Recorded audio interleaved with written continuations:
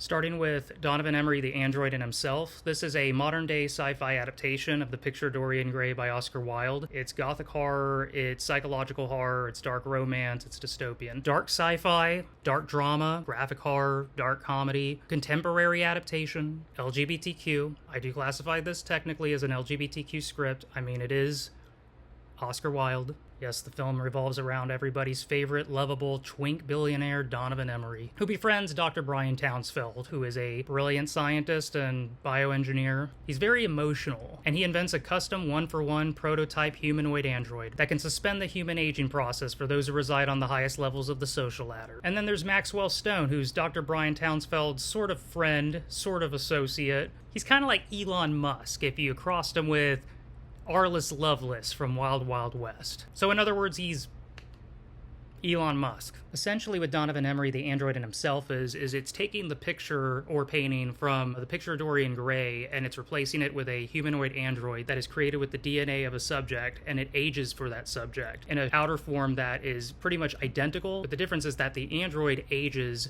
for the subject, while the subject remains youthful from the point that it is neurologically synchronized with the brain of the subject. So Dr. Brian Townsfeld is in love with Donavan Emery, and Maxwell Stone is in love with Donavan Emery. And Donavan Emery is kind of in love with Dr. Brian in the most toxic way possible. And Donavan Emery, he is young, and he has been both raised and sheltered to believe that that's not okay. This is a screenplay that I was personally approached to write back in 2012, and after the first draft, I signed an option agreement and got a second draft rewritten, and apparently made it to the production company of Jerry Bruckheimer, where nothing ever came of it, in which the rights were eventually reverted back to me. This is a screenplay I also revised in 2021 into an updated draft for competition. Donavan Emery is definitely the most high-stakes screenplay that I have, in the sense of that it is largest in scope. It would come with the heftiest price tag. It is arguably the most ambitious screenplay I have. It was the first time I was approached to write something or even adapt something. I didn't even know if I was capable of it at the time, and apparently I was. It's been very popular on the awards trail. I realized after writing this, there was nothing else I was really afraid to write. I could just write whatever I wanted, or if I was approached to write something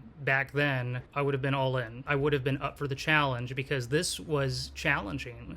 It's really just about three grown men, about three billionaires who are just gay for each other. They want to have it all, but they can't. All jokes aside, I am proud of this screenplay. This was the hardest I've ever worked on a single screenplay. Genuinely. I lost my mind writing this. I mean, I'm diagnosed bipolar 1. I had a manic depressive episode when I was writing this screenplay.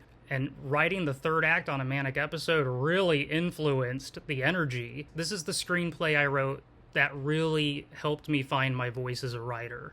And I'd been writing for years. Because before this, I had written She's Never Coming Back. I was too afraid to really see what kind of range I had and what places I was really willing to go. This was my first attempt at, world building. Even though it isn't that detailed in the screenplay itself, I feel like anyone who interacts with the screenplay or project can see that there is a lot of room for world building. There's a lot of room for establishing this dystopian society, which we've seen dystopian societies a million times. What's different about this one, I feel, aside from that it's Oscar Wilde, it's kind of like Mary Shelley's Frankenstein crossed with Blade Runner. Yeah, it's kind of what I did.